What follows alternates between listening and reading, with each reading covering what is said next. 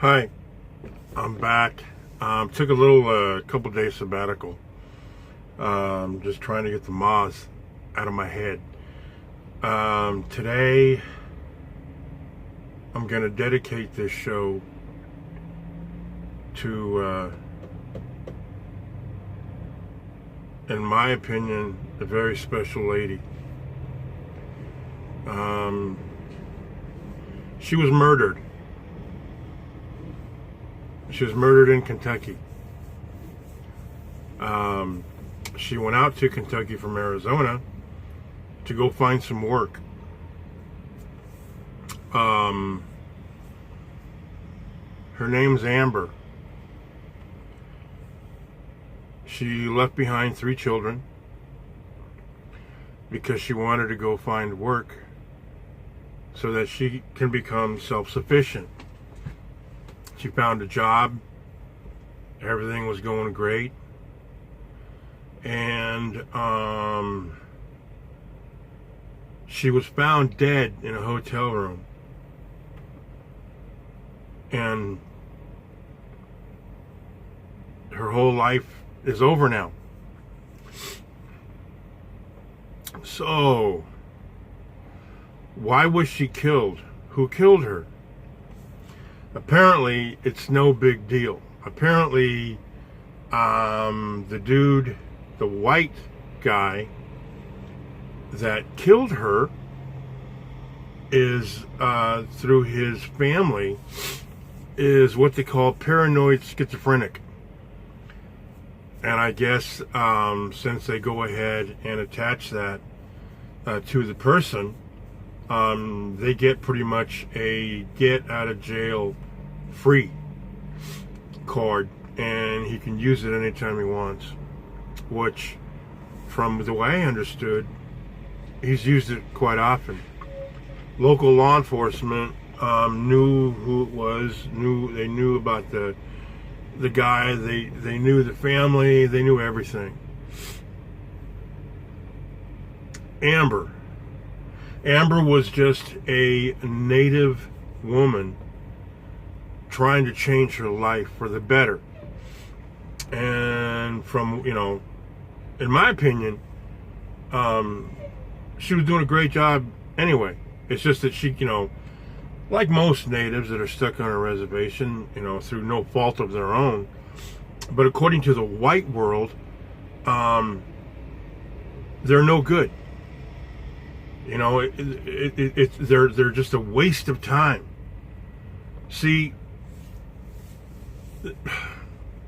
no, they're not a waste of time. No, they're not any good. But they've been forced down for centuries, and they've had all their opportunities pretty much just taken away. Now they have all these commercials. Oh yeah, you can donate to some cause that's supposed to help with these young natives, help them with direction, help them in decisions that they need to make in their life. Well, as far as I see it, tell them the truth. Tell them the absolute truth. Going back to say something like, the organization called the FBI, okay? That organization, the FBI, there is no database. There is, if any native comes up missing, there's nobody to report it to, except the native police, and they're so short-handed they really can't do much. Now there was a young girl a while back, I want to say within this past year, maybe more. Her and her little brother, this little girl was like, I don't know, maybe 10 years old. She was kidnapped, and she was kidnapped by another native, emotionally unstable jackass. Okay, raped a little girl and killed her. Okay, by the time they tried to call the local law enforcement really didn't know what to do. Seemed like they really didn't care. Because why? It's just, some of these native idiots. They just, really, what should we do? Their parents are probably, out smoking dope, getting high. So what are we supposed to do? Well, what you're supposed to do is you're supposed to do your job. Okay. Now, why is there no a database that the FBI keeps? Well, you'd have to probably ask your government leaders in the White House, and I'm sure they're going to dodge every question, every comment that you have. But the bottom line is, here's the perfect example, in my opinion, of white evangelical racism. You know what? This nutbag in Kentucky kills this lady, well, for no reason at all, just because he can get away with it. Okay? In my opinion, it's really not important of why she was with this guy. Maybe she was lonely. Who knows? Okay? That doesn't make it okay for this murderer to just get caught up in the system. Right now, he's happier than a pig in a poke. He's getting 3 meals, sometimes 4. If it's cold outside because it's wintertime, I'm sure they're warming up his cell, making him nice and comfortable. And those children that she left behind after this idiot killed her, well, who cares? They're natives. Well, so what? That's the white world. That's the world we choose to let survive. And what I mean by that is, remember, we can change it. We need to just be responsible and learn their language, the corrupt white man's language. And I'm not saying let's flourish in it. What I'm saying is that let's learn their language. Let's hit them where it hurts. Hit them where they'll never forget. Hit them so hard that they'll probably start dropping by committing suicide.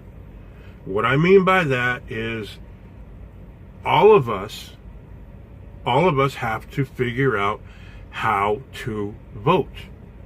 We do. We have to. This is something that that's the only way they'll understand. That's the only way they'll wake up without a job. Find out how those other Native women got into office, into political office, into the white man's political office. Find out how they did it. Find out how African Americans got political seats in government. Find out how they did it. That doesn't mean you have to follow all their policies or their program. We don't have to do that. But we can learn. It's not going to happen overnight. We have to get together and fight the true fight by going to vote. Look at all the stuff that's going on in Georgia now. Look at all the stuff that's going on in North Carolina. Where they're having election fraud, not voter fraud, election. The white man is just so crazy, so nutty, so stupid, so selfish, so corrupt. They will do anything to stay in their political hut, their political little ball.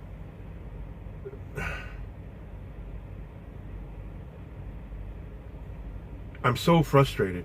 It's just, I'm pretty, I say heartbroken that this lady Amber,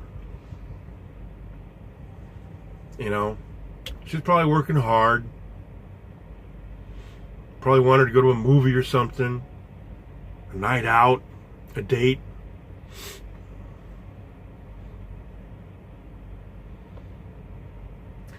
And some white guy, some white piece of shit that is well known in that community, killed her. And he got away with it. And he's going to get away with it. He's going to go to some psych hospital for a couple of years, and yeah, well, now he's fixed because he's white.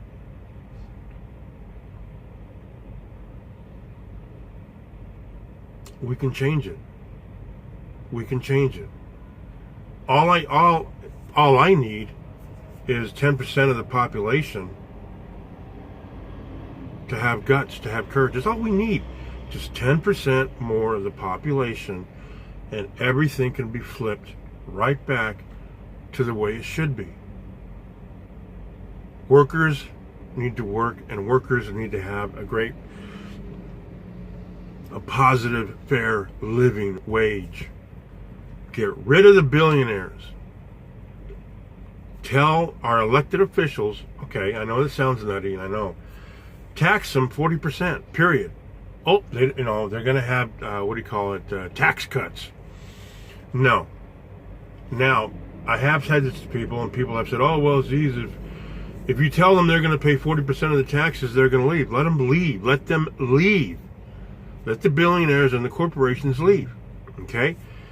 Because a lot of people say, oh, well, if they go, we're not going to get any money from these billionaires and corporations. What are we going to do? We're not getting money from them. We're not. They are not putting money into the tax system. They're not putting money into the government. They're putting all that money into some idiot's pocket. And they're cutting it, making everybody get a huge piece of the pie. That's how it works for now. And we can change it. Most of the money that goes into taxes are from people who are actually paying their taxes. These billionaires are not putting money into the government. They're not. Okay? They're just not. They're hoarding all of it. Now, if they go to another country, they know the other country that they go to, that they want to do business, the other country's going to go, yeah, great, yeah, come over here. Did you bring your checkbook? Yeah. They're going to go ahead, they are going to go ahead and pay another country's taxes. Folks, they're not paying. The rich are not paying. They're not. We need to make them pay. We really do. Now, if you could do me a favor, look up Amber, the lady who got murdered and left 3 kids. And just please don't forget. Okay? Thank you.